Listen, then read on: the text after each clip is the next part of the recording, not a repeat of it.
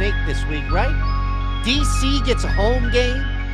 That's really what they come off the best game so far of the year between them and the St. Louis Battlehawks. Starting to find themselves now. But really the story is this. The story is that is the number one sell across the entire XFL. And guess what? We got another rendition of it this weekend on Sunday here in the XFL. And I'm not going to miss this. You're not going to outlaw the snake this week. I can tell you that. Free the snake. Let's do it. Head on over to DK. Hit that thumbs up button. Subscribe, please. Arlington, they're there. They're kind of just as a team that was a favorite. Kind of just there. And I don't really think that there's much to bet on, to bank on. I know that Bob Stoops changed up his quarterback spot last week. It doesn't do enough for me. They don't have a run game. Meanwhile, St. Louis, they lose last week, and what I mentioned was the best game that we've seen. A.J. McCarron, just a little tweak to the game. That's it. You know, there isn't a major reclamation project. You don't need to rebuild A.J. McCarron into something new. You just need to tighten up a turnover here. And against Arlington's defense, there's going to be a big opportunity to do that. St. Louis, it's their first loss. They've been in some games, comeback games. How much do we rave about Anthony Beck here in Philadelphia, of course, finest down there coaching. They're just really well coached up and down. And we'll talk about the DC Defenders, but they're another team that has a strong, super strong.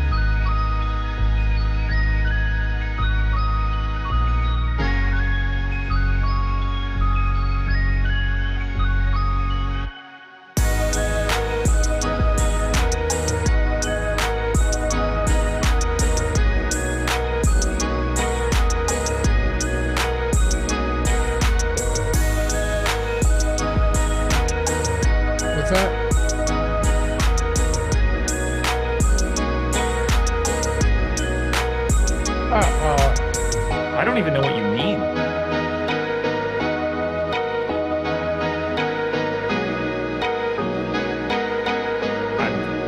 I'm so confused. DM me, I guess. Yeah. Yeah. I'm sure you're gonna. You know what I think it is.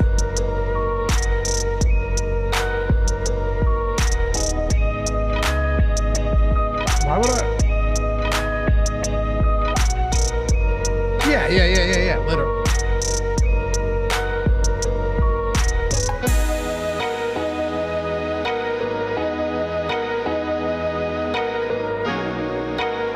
Hey, good morning, everybody. Welcome to the Stokastic.com NBA strategy show. A 4-game action today. Breaking it all down. I'm Dave Loughran at Lafayette_D, LOUGHY_D on the Twitters, joined by Joshua Engleman at Josh Engleman, hanging out. Short, abbreviated slate today. We'll get you guys in. We'll get you guys out. Hopefully it doesn't go off the rails. No promises can be made, but here we are getting it done. You and I are only doing one strategy show a week right now since the Odd Shop started over on the Odd Shopper channel, but glad to be with you, man. How you feeling? It's a good time. A little tired, but you know, it's whatever. We'll get into it. 4 games, easy slate to manage. Absolutely. Yeah, listen, it's not going to be that bad. It's kind of fun. Not a lot of injuries though. It was really weird. Adam and I did a Friday show. We actually did the strategy and the deeper dive. So I don't think you had any live shows that day, but I'm assuming you did content. Yeah. And like contenders. Are you still doing contenders? every day but the weekends. Yeah, and process and everything. Even with 6 games, usually this late in the season, you have some considerable injury news. There was nothing on that slate. No, it was pretty easy, it's always nice. Like the days you wake up and you look at the slate and you're like, oh shit, I don't have to do as much like weird work. It always just feels better. Ultimately, like you're doing the same thing, but for some reason, when there's not a lot of ambiguity, you just feel happier about it. Right. I mean, Thursday night trying to figure out rotations for the Pistons, or I forget. No, the Nets. Yeah. And then it's just all a waste of time anyway. They played like the first quarter. Yeah, it didn't matter. Or Monday. I think it was Monday with the Pistons, Monday or Tuesday, right? Remember, maybe it was last week. I get them mixed up at this point, but where basically the entire team was out. Yeah, they had like 2 straight days where it was like no Hayes, no Boyan, no Beef Stew, no Duran, no Stewart. No Burks. It's just like, okay, enough. You guys suck already. Yep. And then Diallo had been out at that point. Yeah, it was everybody. But we don't have that. I mean, just to throw it out to you guys now, if you haven't looked at anything and you're jumping into this show completely clean slate, haven't looked at a thing, Damian Lillard's probable. Brandon Ingram's questionable. And then you've got Keldon Johnson, Jeremy Sohan in the 8 p or 7 p.m. game. You got both of them questionable. And then Brunson. So like Brunson was out yesterday. We'll see. Yeah. He returned after that hiatus, left with the same foot problem. Yeah. And I wouldn't be shocked if he sits out again today too. Usually, Josh, and look, this is just me speaking from what I've seen after years of paying attention to the NBA. Doesn't mean it's going to happen. Usually when you have an instance where a guy is dealing with an injury, re-aggravates that same injury because maybe you brought him back too early, or maybe you thought you did, or maybe it was just bad luck, then he doesn't play. If it's a second of a back-to-back, good chance he's not playing in that one either. My assumption is he's not going to play. Like I have him in right now. I don't just take guys out for Q tags. It's just, you got to be consistent for it. But if you were asking me to like bet money on it, I would bet money on him not playing. It just makes more sense. But it's one of those things where like if he wakes up and feels good, he's just going to play. Like sure. But it feels like if you're going to miss a couple games, come back and to get hurt in that return, you're probably going to be out for a little bit more. Exactly. Anyway, happy to have you guys with us. Today's show presented by PrizePicks. Yo, the screenshots that have been flowing in on PrizePicks on our Twitter lately have been wild. I assume it's just because people have been tailing me. 21-7 last week. Looking good, man. Heater, dude. Putting up numbers. Heater. Not bad. Yeah, listen, you got to ride those waves. You have to ride those waves. They don't last forever. And that is no slight to you. It's just there are going to be times where it's not as pretty. When it is, though, you're setting yourself up to go through some rough patches and still be completely unscathed by it. Yeah, there's going to be a stretch sometime in the future where it's 7-21, and that one's not going to feel nearly as good. Right. Colin O'Callahan tweeted us yesterday. Yeah, I saw that one. Right. It was like somewhere around midnight or 2 a.m. or whatever. And he said he smashed. Projections are fire. He had the $20 6 picks flex play, hit it. So that's a $500 win on $20. Had another one for $10 and hit $250. Dude turned $30 in the $750 that day. Yeah, you can't beat that ROI. No, and then who was the other guy? There was another dude that had tweeted us twice, like back-to-back days. I know you remember what I'm talking about. He had the 2 huge wins, just a lot of big PrizePicks wins out of the gate. If you guys are looking to get in on it, use the link in the description. Don't be silly. Not only are you getting everything you need to win for PrizePicks, because the entire month of everything we have over at Stokastic.com, $120 value is entirely free, plus the Discord, plus all of the tools for DFS too, not just PrizePicks stuff. All of our DFS tools for every sport, not just NBA, are entirely free, okay? You got to use the link, otherwise we can't find you. But, dude, you're also getting the $100 first match deposit bonus. You're playing on a format where people are raking in money right now. It's the biggest no-brainer offer, I think, that we have on the site right now. I could not agree more. Even just getting the deposit bonus, popping in 100, getting another 100, you're off to a fantastic start. But we have so much data on the back end. We've got data for all of these props. and it's so easily digestible. You just hit a table. It's sorted already for you in terms of how frequently like those props are supposed to win. So it's not like you have to go digging around for any of the info. You're right at the top of the table are the plays that should be the best plays for you. If you want to build a PrizePicks card, like basically sight unseen, you could have that in like 2 minutes. It's not going to cost you any time. If you want to dig in a little bit further, look at it and think like, oh, maybe I don't like that one. You go down to the next one and like you grab your 5 of the top 10 or something like that. And those were the ones that you agreed with. That's still only going to take you like 5 minutes. Exactly. Like, you got a demanding job or something. And like, you come home to family and you're like, listen, I got to take a dump. You go upstairs, you sit down, even if you don't have to, you sit down. 5 minutes later, nobody knows a damn thing, Josh, but you got 3 PrizePicks cards in. I mean, how do you beat that? You don't. You can't. So check it out. Links in the description. You're getting $100 first match deposit bonus up to $100. Massive. You're getting all of our tools entirely free. And as Josh pointed out, the odds don't matter here. Okay. They do in the sense that all you need is the expected win rate, which we're hand feeding you.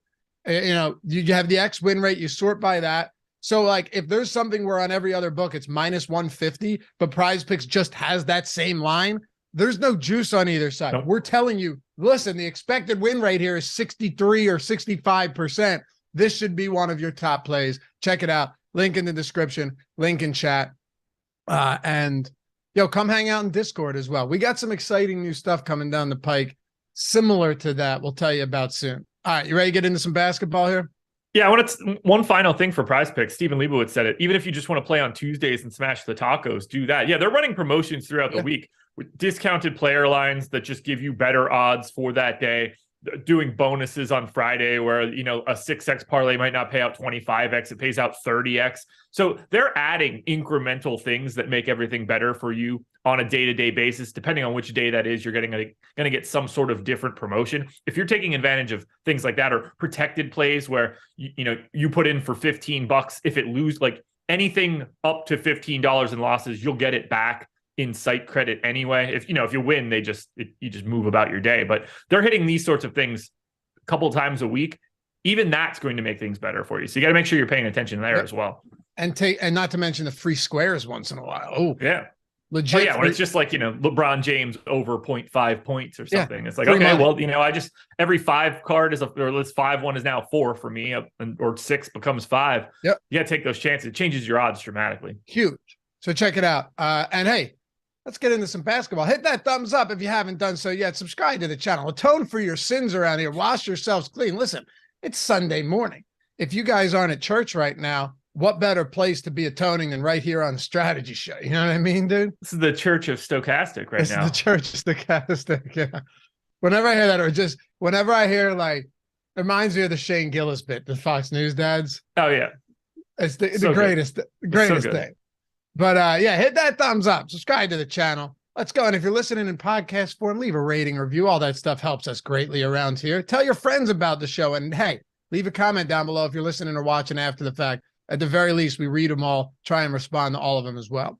Washington, 7.5-point dogs, 228.5-point total here. So you got the Wizards traveling to Philadelphia. The Wizards are healthy right now. I mean, across the board, they're healthy. Beal looks better than he has in a long time, though. I mean, this guy looks great right now. Porzingis has been solid. And I'm just giving you very surface level stuff here. But it is nice to see that with the big 3, you're still getting nice production out of them. Where are you at on the price points for these guys today? They're interesting because I find them all to be relatively uninteresting. And I think the ownership is showing exactly how I feel. 11.2% to Beal, 11.6 to Porzingis, 11.2 to Kuzma. And that's exactly how I see it. I don't really I don't want to sift through these guys and think one is all that better than the other. I will say, though, I do have a couple props in my PrizePicks video from this game in particular and this Washington side. But Beal looks good at 8,400, but he's shooting guard only. So he's a little bit limiting. Porzingis is the most expensive guy, but you also do buy that extra positionality with power forward and center. And then you get Kuzma as the cheapest option, but also the worst per minute guy of the bunch. So I like the idea of thinking one of these Wizards guys are going to be important for today. The problem lies just in that I don't think they look all that different from each other. and picking between them becomes a little problematic. But I still like them. I understand the ownership. You can make a case that like they're properly owned. They're properly owned based on my sims. It's the rest of the team that's like wildly uninteresting to me. We saw Monty Morris get back into the starting lineup on Friday. He played 26 minutes. They had no problem playing him and DeLon Wright alongside of each other for quite a bit, actually. We're talking like 8 minutes alongside of each other. So even if they're doing that, we're seeing Morris join the big three, the mid three, whatever you want to call it for Washington. You're seeing Morris join them in ownership. He's 4,600. To me, he's like sort of properly owned to maybe like a little over owned. I don't love it. Denny's minutes have been down these past 3 games. Gafford got 28 minutes on Friday. That's sort of like what you're looking for if you want to get to him. There's always going to be center value available. So my focus is really on Beal, Porzingis, and Kuzma. The problem for me is that I don't have a choice between them. So if you are particularly fond of one of them, go with it. I think they look the same. Some great comments coming in right now. That's good. This is good stuff. Glenn atoned. Carrie, Dave, and Josh, you're the only reverends I need. That's good. Donnie, That's before I go to church, preach, Reverend Loppy. Aaron said super chats equal tithes. That's good as well. My wife actually took my daughter to church today. Met her parents there. So hey, she's doing her thing. I'm handling the other side of things. You can trust kids around us, so we're better in that regard too. All right. Yeah, sure. Yeah, and Caleb Dewey. I read the first part of this comment, and I'm like, oh God, here we go. Like one of these people, and I kept reading. I was like, I get it. Caleb Dewey, I win money on NBA DFS every single day. So I see that, and I'm like, okay. And he said, I don't play any DK contests. I have a big money head-to-head cash game nightly versus another gambling degenerate. He has no knowledge of Stokastic or Fantasy Cruncher. We'll take it. Yeah. A lot of those people, in all seriousness, that play DFS, because I had some friends that would dabble like during Sundays and stuff, and they'd show me their lineups and go, I feel good about this. And you just look at it and you go, you actually have a 0% chance of cashing. You should have just gave me this money. Yeah, actually have a 0% chance of cashing. It happens for sure. But on the Philly side of things, appreciate you guys as always hanging out with us on a Sunday morning. Harden, Embiid, it's not a bad spot. I mean, James Harden pulling around 20% right now. Kind of interesting in that spot because you have Maxey back in the starting lineup. It's not exactly like he's going to be taking away massive usage. James Harden is still going to be by far the primary facilitator, and guys like Tobias Harris are going to have games where he just shoots 4 times. Like at this point, Maxey's going to have his games, but it has become the Joel Embiid and James Harden show through and through at this point. Yeah, and those two grade out very differently compared to the rest of the team here. I don't mind getting to Embiid at 11.5. I had a ton of him Friday night, which was interesting. I don't even know if you know this. I was in Philadelphia Friday night. At a hotel, like I was flying out Saturday morning. Thought about stopping to see you, but with the weather was a little wonky Friday night, so I just wanted to get down to the hotel and be done with it. But neither here nor there. Were you visiting your pops? Yeah. And then came home and then didn't feel like, okay, gotcha. Yeah. So I drove, it was starting to like get a little wintry mix at his place at like 2-3 o'clock. And very windy as well. Very windy. And I was just like, screw this. I'm just getting down there and being done with it. So I was in Philadelphia with like 60% Embiid Friday night. And I was like, okay, if he goes like nuts, like this is going to be a real fun one. I'm going down to the hotel bar. Oh, hell yeah. I'm going to be doing all sorts of Philly chants and shit. It's going to be fun. Dude, ultimately, that game was sick though. They ended up winning on the final second of the game on the Embiid fadeaway at the top of the key.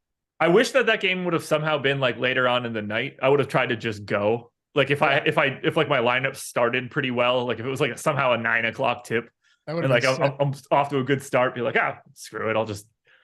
I'm sure I can get in. It's the Spurs. I'm sure there's some empty seats. Yeah, it was the Blazers, but no. Was it the Blazers? Yeah, but wait, did they play? Didn't they just play the Spurs? No, there are not a lot. Who am I talking about then? Pretty sure the tickets still would have been. Tickets are stupid pricey right now for the Sixers. Was it really the Blazers? Yeah, it was the Blazers. Yeah, because the Blazers were up by 20 something in the first half. Philly narrowed the Spurs Nuggets. What? The Spurs were playing the Nuggets that day. What a horrible the performance from the Nuggets that night. Yeah. Yes, but yeah. So you were thinking like Jokic, Spurs, Embiid. Yeah. I got you. Yeah, but no, it was the Blazers. It was they won it on their final possession. So would have been fun, dude. If you went down to some of the bars to watch that, you would, even though you don't like the Sixers, you'd have had a blast for a game like that. A blast. Oh, I like the Sixers right now, considering I still have my Sixers over the Cavs win bet that is dangerously close. So that's right. But in Sixers fashion, every other time I'm backing the Sixers, I lose. Whether that's the lip. Well, no, that's not going to be lip. That's going to be what? Mustache bet, right? Mustache bet was you bet me that they would be above 500 on the road. Yeah. And they lost that before COVID.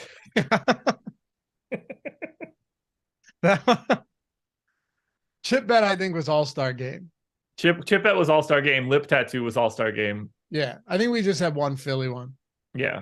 I'm glad to see though you're in striking distance of getting off the schneid here.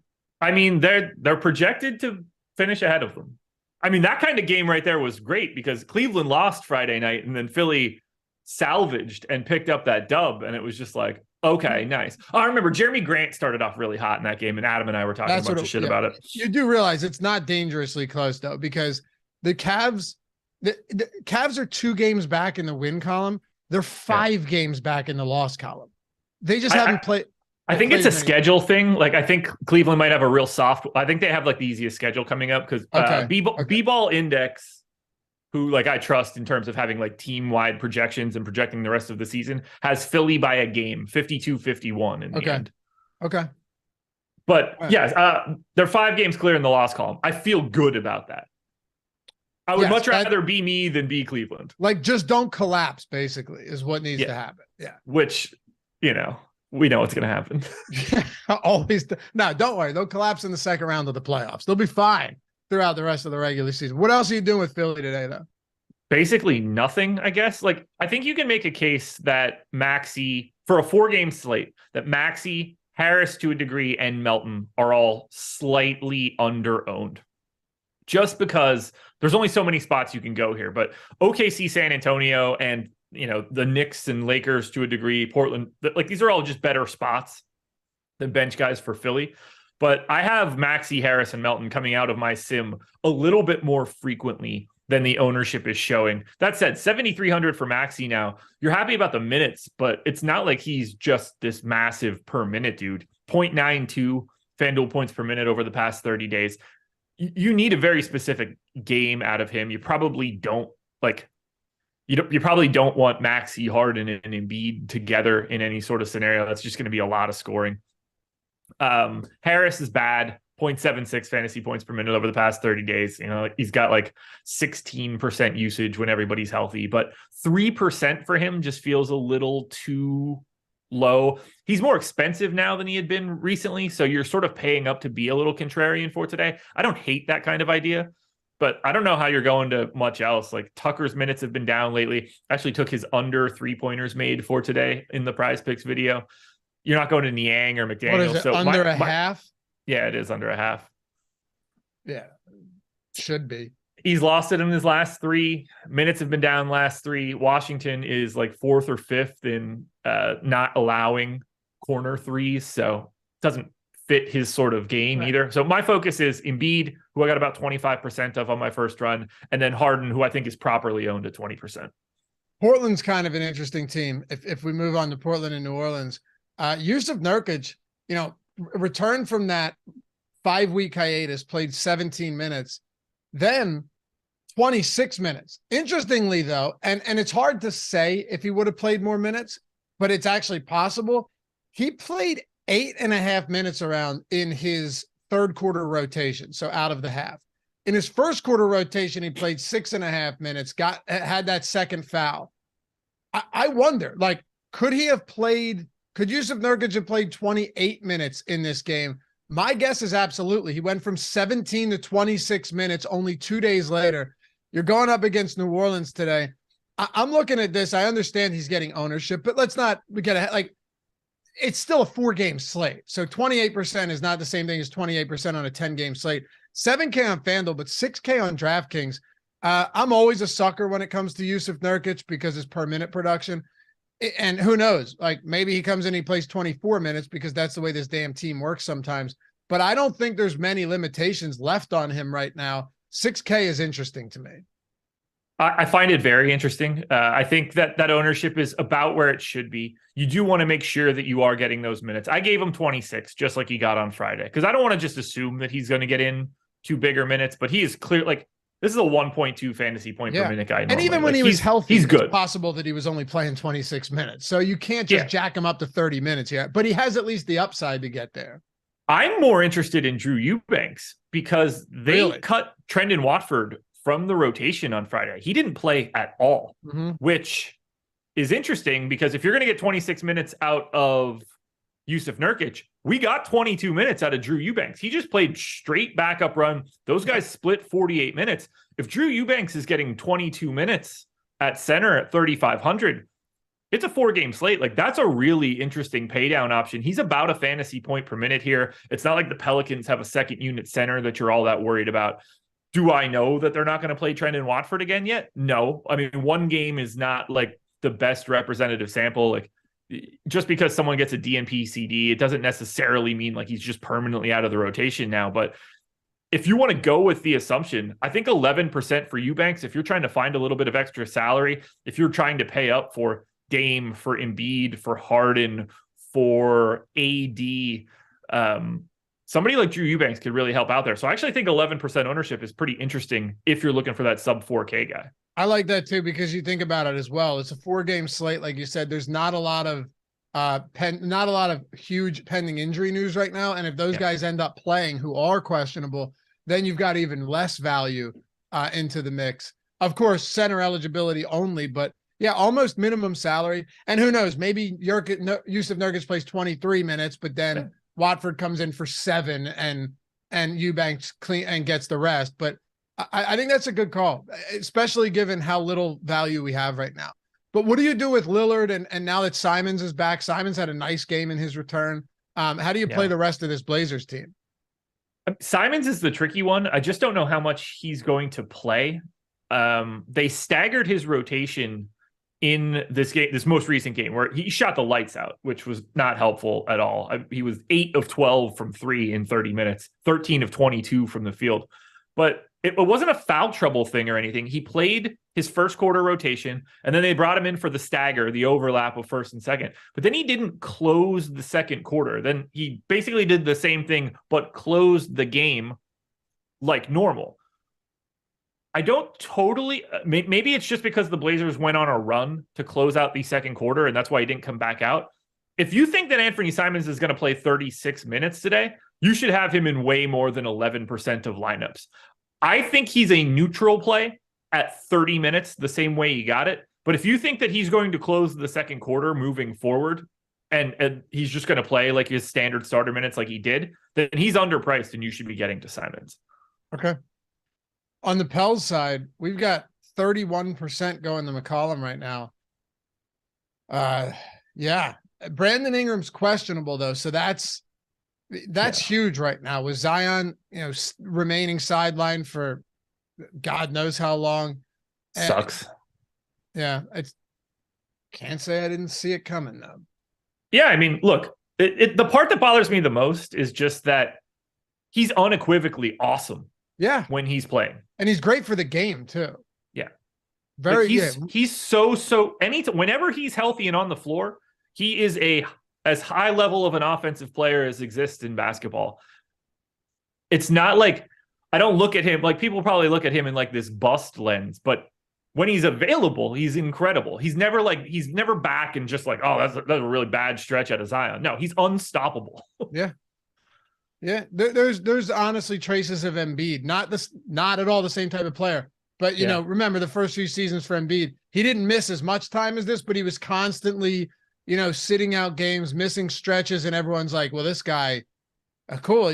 That's the thing though. Like if you're good when you're out there, but your body doesn't allow you to be out there, eventually that will that will fall into bust territory, but not because you busted in terms of not being good. It's just like, you look at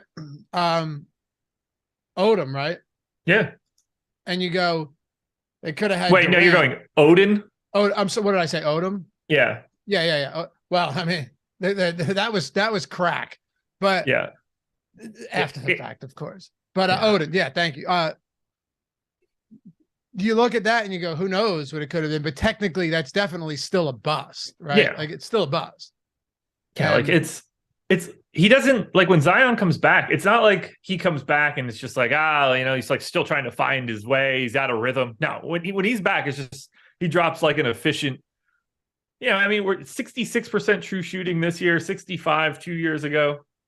Like when he's out there, it is ultra efficient scoring. Yeah. All right. Well, what do we want to do with this Pels team? You got to play a lot of them because the Portland defense is piss poor, and this one should be competitive. The line is close. 30% ownership going to McCollum, I think, is right. I mean, 7,500. I have 45 of him right now. I also have a ton of Brandon Ingram. If he is in at 8,500, I think getting to Ingram and McCollum is a fantastic option. I have no problem going to Herb Jones. I'm north of the 15% that he's getting.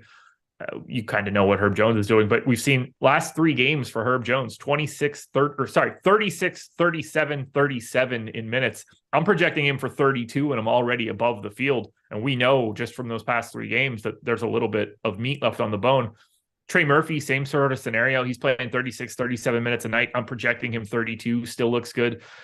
Najee Marshall's pulling probably more ownership than he should at 3,900. Like he's the type of guy that, he's not playing all that dissimilar of minutes than Drew Eubanks, better positionality, but more ownership. So I kind of like that idea. What we need to do is talk about Joe Val, because this dude had the ultimate pain in the ass game on Wednesday where both Adam and I had pretty big stands on Joe Val on Wednesday. He committed a foul on the tip, which you don't see all that frequently. So he had a foul and no time had run off the clock yet. It was 12 minutes on the clock. What did he play? Picked up 6 a personal minutes foul in that game? He picked up another foul 2 minutes later and then didn't come back in the entire first half, played his third quarter rotation, and then never saw the floor again. Played like what, 6, 7 minutes, right? 8 minutes? Yeah. Infuriating. Assuming he's just going to be himself, $6,300 Joe Val at 11% ownership, I think looks pretty good. If we're going to get Nurkic is 30%. Right. Nurkic is 28% owned at $6K. Joe Val's $300 more expensive, and you should be expecting him to play basically the same minutes, and they're basically the same guy as well. So I just like the idea of getting to more Joe Val in that scenario. Similarly, they went to Jackson Hayes first. I don't think they would have been playing Willie Hernan-Gomez if this entire Joe Val stretch didn't happen the way that it did. So if you want to go to $3,600 Jackson Hayes as the backup center, I think that's worth a shot. 19% owned already makes me not love it all that much. I gotta say though, man, the Joe Val not closing out yesterday's game either, playing 16 minutes. Yeah. I mean, that's a little concerning to me. It is also a bad spot for him. A matchup against Portland's really tough because Joe Val can't guard on the perimeter. He has to play drop coverage in a pick and roll. And, spoiler alert, you can't drop on Dame. You can. It just won't work. Yeah. I mean, you're more than welcome to do that. But he's just going to shoot 35-foot open threes and break your soul. I don't know if you mentioned it, but did you see a second half rotation yesterday? I didn't. So, all right. First half rotation, he plays almost 9 minutes, right? One foul. Right. Comes back, plays a minute and a half, picks up 2 fouls. So that's 3. Sits for the remaining half of the quarter. Yeah. Comes back, plays a 6-minute rotation in the third, way shorter than his first quarter rotation, and then never comes back. Josh, Jackson Hayes played 18 minutes to close out the game. 18 minutes straight to Jackson Hayes. Yeah, that's weird. That's a little weird. It's a very, very tricky balance. Not only is it weird, but it's weird to get, like, I guess it makes some sense because you've got Shea on the opposite side. He's a decent enough proxy here for Lillard in terms of like a ball handler that you got to worry about for that kind of coverage. But I guess I'm willing to take the chances that Joval gets normal run on a day where he's not pulling any ownership. Like if Joval was already 25% owned, then I'd be a little bit more pessimistic with his minutes. But now is a day where like I'd rather take the shot. Totally get that. That's very reasonable. Yes. But I'm saying on the surface, I do get why Nurkic is a lot higher owned than Joval. For sure. No doubt about it. Talk about OKC and the Spurs here. Before we do though, shout out. I got a screenshot in the DM the other day from Sean. Congrats. They're using the lineup. He said lineup generator, baby. LFG. Will MLB be available for the lineup generator? Number one. Yeah. I got a lot of screenshots for the lineup generator, and I think people are happy with it, given that it's $4.48 for their first week to try it out. Who knows? Some of these people could be playing like quarter arcade and, in one day crushing all your ROI. And now you're like, okay, I spent less than $4.50 for the week on this lineup generator, and now it's paying for itself. That's the whole purpose of this, right? Especially for those of you guys that do. I was talking about demanding jobs earlier. Like you have a lot of work or family life and the balance is tough and you love playing DFS, but you might not just have time to do it. People have shit going on in their lives, busy lives. So not everyone can research for 3 hours or watch 2 hours of the deeper dive in Live Before Lock every night, right? This, you could be someone, no matter what your circumstances are, you go over to the lineup generator on your laptop, or it's optimized for mobile, go on your phone, you plug it in, you hit run lineups, and you're getting as many lineups as you want. You can discard them, the ones you don't like. You can save the ones you like, upload them to CSV, lock players, swap players in and out. You want to do cash game lineups, GPP, balance, all lineups, DraftKings, FanDuel. And as Josh always astutely points out, the bad lineups are already thrown in the garbage. It's the best part of it all. You don't have to do any of the work. Like if you try to generate a bunch of lineups on your own, you're going to get a lot of crap, and you probably don't know on the surface that it's crap. We handle that piece of it completely. We already have everything set up to sift through that kind of stuff. So we're just giving you lineups that we already deem to be good. You just sort of have to agree or disagree at that point in time. And maybe you agree with most of it, but like one guy stands out to you that you don't like. Well, you just click one button and all of a sudden you can swap him out for somebody else if you want to. All the data is there, projections, ownership, our optimal rates. You get it all right in front of you. Save up to 20 lineups. Like it's the perfect tool for someone that's trying to play more line. It works for one, obviously, but it's the perfect tool for anybody that's trying to play a couple more lineups, but doesn't really want to handle the optimization themselves. Exactly. Yeah. And you don't have to, like, you could be someone that just loves DFS, whatever your style of play is. But if you're looking at it and going, hey, I only play $5 to $10 a day, $3 a day, whatever, it's still the first week. It's going to cover itself. And if it doesn't, you go, well, I spent $4.48. Like, all right, it's not for me. But I don't know. I've been very encouraged by the comments that we get from people. I love it. I love it. I use it some nights too, where I'm just like hanging out with my daughter on the couch and I can't do anything. I haven't done any content that day. I haven't looked at a damn thing. Yeah. I just plug a few in and I go to town. It's fun. But yeah, link in the description and in chat. Also, Josh, 50% off everything on the site too for the first week or month, all sport, NBA, whatever you want. If you wanted to get the lineup generator and everything else, get 50% off that too. So however you guys want to play this, both links are down there. 50% off everything. You're like, all right, I hear Josh talking about MMA sweats every Sunday he comes on. Well, you got the ownership there. You got the top fighters tool. You got the projections, all of that. You hear Ben and Eric talking about PGA, all of our PGA tools, NASCAR, NHL, MLB's coming up, NBA, XFL, March Madness coming up, college basketball, you name it. We got you covered. Plus the lineup generator for basketball is in those subscriptions as well. So you want to go just lineup generator, link for that. You want to go 50% off a week, a month of everything, just NBA, whatever you want. We got you covered there too. I'm going to be excited to see what happens once we get the MLB lineup generator going. I know that's trickier though, from a stacking perspective to build out. Yeah. A little bit different. Like NBA is perfect because for the most part, correlation is you're just indifferent to it all. Like are there correlations in the NBA? Yeah, but you don't pay attention to them in the same way that you do for baseball, where it is a necessity. So check it out. Links down there. And if you guys have questions, you can hit me up. You hit me up on Twitter. My DMs are open. No problem answering that. Jump in our Discord too if you decide to join. OKC, are you under the assumption that SGA sits today on the second of a back-to-back? I am. Okay. Our projections also have him out. So we have Josh Giddey getting a lot of ownership. I mean, a lot of ownership today, more than anyone else on the slate. You agree? Nope. Okay. You agree? You agree that he's a good play, but not a 48%.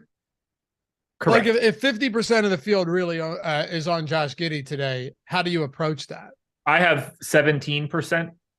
Clearly, this is a 4-game slate. They're taking on the shitty ass Spurs. Yeah, great spot. This is very clearly a good matchup.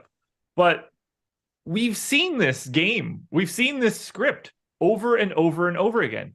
One, Josh Giddey just doesn't suddenly command a ton of minutes when SGA is out. He actually plays less minutes in all of the games that SGA has been out than more, which is interesting until you think when the best player is not there, Oklahoma City gets the shit kicked out of him. So he ends up not playing in the fourth quarter as much.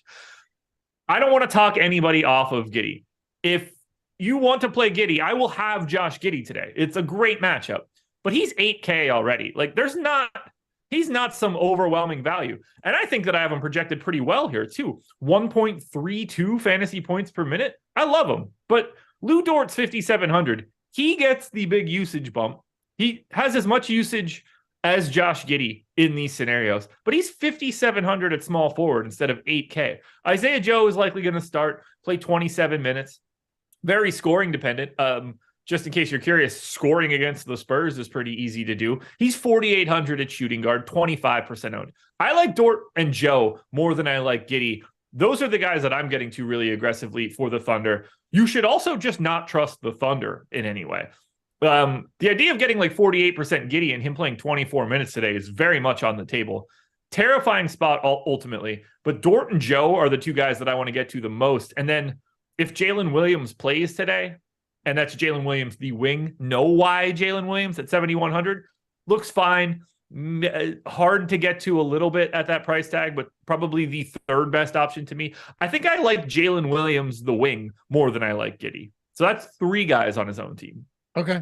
And ultimately, a solid breakdown there, laying it all out. Ultimately, this is the worst defense in the league, the San Antonio Spurs. 119.5 defensive rating. It's not just the worst. It's by far the worst. It's considerably worse than Houston has been this year. It's also a team that plays at the 4th fastest pace. So when you just look at what makes for the best fantasy environment, the San Antonio Spurs, Josh, they check off every box. So the question isn't whether or not it's a good spot. It's what's going to go wrong with Oklahoma City today to screw it up.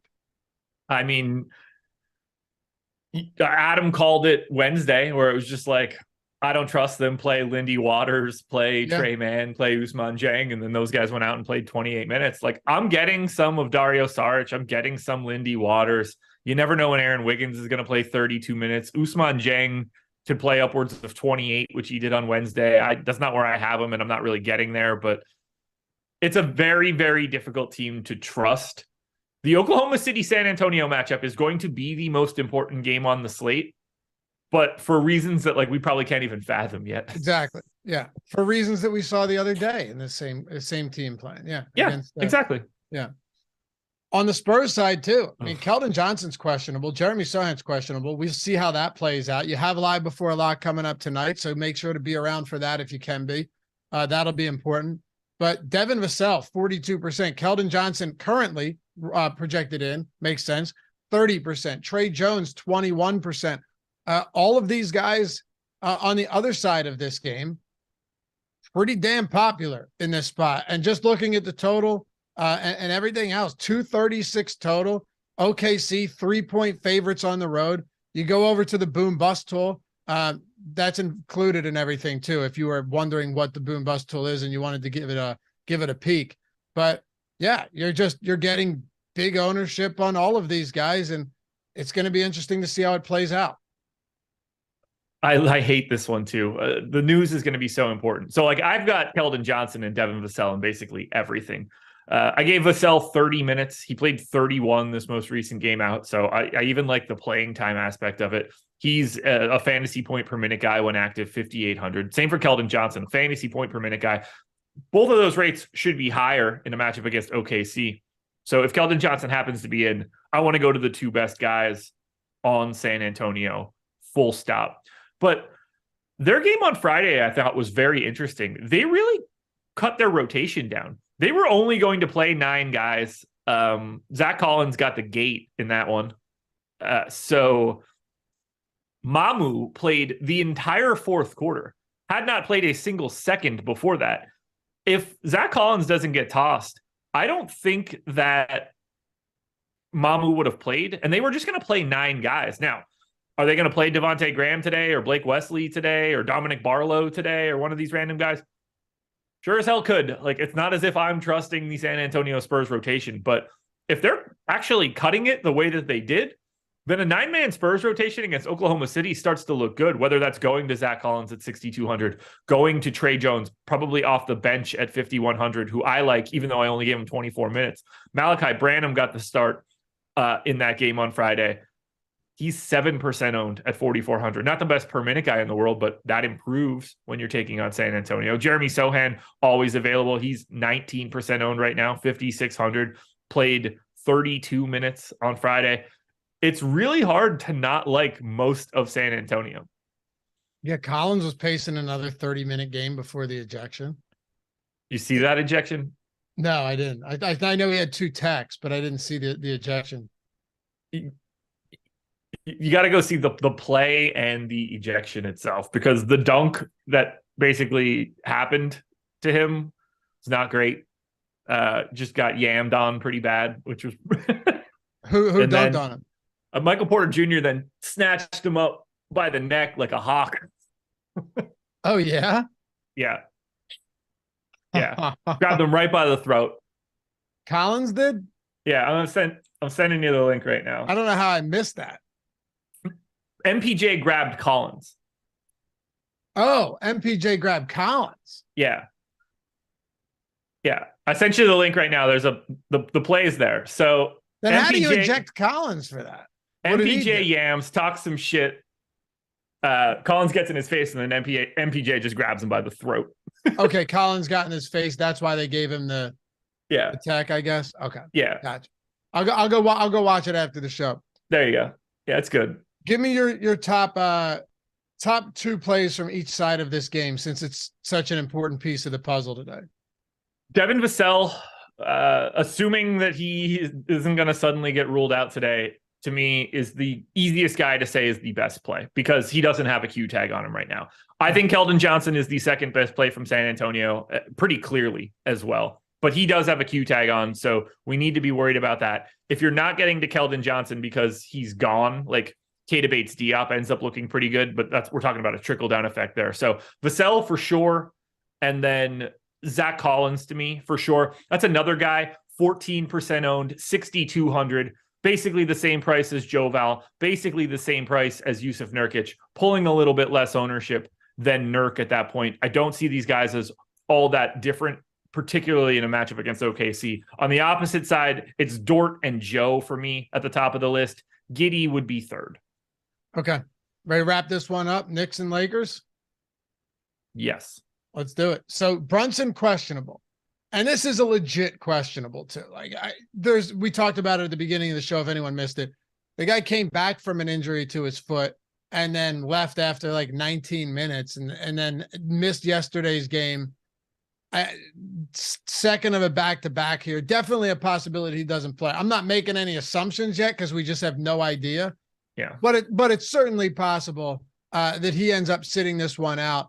And then what happens is Thibodeau just decides that Emmanuel Quickley is going to play the entirety of the game again. It really is remarkable how many minutes he is willing to feed this guy when Jalen Brunson is off the floor. He played the entire second half again yesterday. And we saw this in the double overtime game. He played 55 minutes, 45 in regulation. He took a 3-minute break in between the first and second quarter. Dude, if Brunson's out again today, I know Quickly's per minute production in the starting lineup isn't anything astronomical, but he might play it even on the second of a back-to-back. The guy might play another 40 minutes in regulation. Yeah, the good part about this is we know exactly what we need to do. The downside is just the fact that you kind of have to prepare for it because this is an island game at 9:00. But look, if Brunson happens to be in, then Brunson and Randall are the two best plays, and you probably don't want all that much else from the Knicks because then everybody sort of stabilizes in that like 26 to 32 range, and you stop having any real trust. If Brunson's out, get all the Quickly that you can. You expect him to play a ton of minutes. Get all the RJ Barrett that you, maybe not all the RJ Barrett that you can, but like RJ Barrett obviously becomes a much better option. Josh Hart becomes a much better option. Quentin Grimes then becomes a guy that you can actually get to on a 4-game slate. But everything comes down to Brunson. And lucky for us, the Knicks are probably the easiest team in the league to project. So when you get the news for Brunson, you guys know what to do already. So, Crawl Reyes, do you guys update the lineup generator leading up to lock? Yeah, absolutely. Of course. Yes. It's constantly updating. You're not going to get left hanging. No. Constantly updating. So yeah, you'll have all of the updates that come in for sure. And like if an update comes in, let's say it's right before lock and you're like, shit, I don't, no one's going to, like, there are times, right, where something comes in immediately before lock, a late scratch or whatever, and something happens, you can swap players too. So or you can like lock a player in. So like, let's say Ja Morant was ruled out, just hypothetically speaking, Josh, Ja Morant was ruled out, a 7:00 game, something happened, right? Like he pulled his gun out on Instagram Live. Exactly. Pulled his gun out on a concession stand worker at like right before the game. And like, he's out. You can lock Tyus Jones in, which is what you should do, honestly, in a situation like that. If it doesn't update, but yes, you can. Anyway, do you have anything else on the Knicks right now?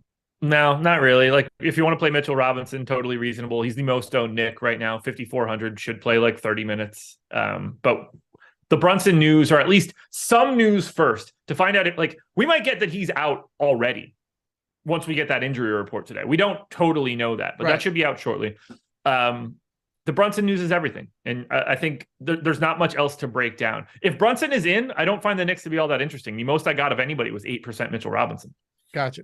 How does Anthony Davis stack up against, say, Lillard or Embiid today? Clearly, it's more apples to apples with Embiid because they're the same position. But I mentioned Lillard because they're basically the same price. So I have AD and Embiid as basically the same play. I got to a little over 20% of both guys. They're both owned very similarly. AD same play adjusted for salary, you're saying? Yeah. So like AD doesn't project as well, but he's also $800 cheaper. So I think they're very similar. I would say that I probably like both of them more than I like Dame. Dame at 10.5, but just having Simons back, having Grant still there, having Nurkic back there are more mouths to feed now, and he's not the same sort of guy. To me, Dame is probably should be more. I mean, like he's appropriately priced. He's pulling the most ownership of anybody in that group, but like, I don't look at Harden, Lillard, AD, and Embiid as all that different, and that's what the ownership is saying. Dame is the guy that I'm getting to the least, though, in that group. But I guess back to AD, 10-7, solid enough matchup here against the Knicks. It is a pace down spot for the Lakers, but competitive matchup, 35 minutes for AD, and you're expecting him to be the guy that everything runs through. 31% usage with no LeBron and no Russ around. He's a 1.5 to 1.6 fantasy point per minute guy. He's going to dominate, that's for sure. I'm happy to get there. Other guy that I'd be getting to most here, if you think D'Angelo Russell can play more than 31 minutes, I think that's worth a look. He's 15% owned, but it's probably Jared Vanderbilt, 5K, power forward center, which helps out a ton here. We named a lot of regular centers, but for him to be able to also get the power forward eligibility, really helpful. We saw him play 30 minutes on Friday now with Russell back, closed out the game. I only gave him 26 minutes, and I think that he looks like a decent play, but knowing that there's 4 more on the table if you need it helps out a little bit. Let's wrap it up with this. And by the way, appreciate you guys hanging out on a Sunday. 10 likes away from 100. So there's got to be 10 people in here. 10 kind-hearted people that can throw us a thumbs up and get us there. Craig says, Lafayette, you're a terrible friend. Educate them or get yourself smarter friends. I'm assuming he's watching earlier from when I was talking about like buddies that play DFS and stuff that are never going to win. I tell them, man, but what happens, I'm sure you've had friends like this where they're like, yeah, I'm just doing it for fun. I kind of like this. There's nothing you can do. I'm more than happy to. Dude, you want to get educated? Come sit down and watch a deeper dive for NFL. Like we literally are spoon feeding it to you. We do strategy shows. I try. I can't talk to people in this scenario anymore. You can't. And listen, to be honest, it's not like they need the money. They're doing it. Yeah. They're doing it because a lot of them would like to put 3 Eagles in a lineup. Like it's minus EV through and through, but they don't. A lot of them don't care. They're not doing it to get rich. They're doing it because, hey, I'll throw some lineups down on a Sunday. They're entertaining lottery tickets. I honestly should. I'm not even kidding. This hasn't been around forever. I should just tell them to get the lineup generator. Right. Like, dude, run some lineups, pick the ones you like most. You don't have to pick just pick the one you like most and throw it in. Guarantee it has exponentially higher chances of whatever garbage you're throwing in of cash. That's what they should do. I'll just send them a screenshot of the top projected lineup. That's probably your best bet. Because they'll find something. They'll lock like 6 players. They won't like it, but there's no way. DJ Moore. Yeah. All right. I wanted to ask you this last question. Favorite value play with the way things stand right now? Nobody actually ruled out, Drew Eubanks. It kind of is, right? Especially at 11%. Yeah. Like, to me, he's the most interesting one of anybody that is a good per minute guy. Clearly has a path to more minutes if possible. Played the full backup run and is getting the least amount of owner. Like if Lindy Waters is getting 11%, I have more interest in Drew Eubanks. So yeah, I think it's Eubanks. Okay. Hey, follow. That said, he could also just like not play today and they go to Watford instead. It's possible. But right now, we don't have a ton of good alternatives. PrizePicks video on the Odd Shopper channel, it's up. PrizePicks video on the Odd Shopper channel is up. Check it out. Follow him, Josh Engleman, me at Loughran _D, LOUGHY_D. Appreciate you. Well over 100 likes. Have a great rest of the weekend, everyone. Shout out to Mike for producing this one. We'll catch you back here tomorrow on the Strategy Show.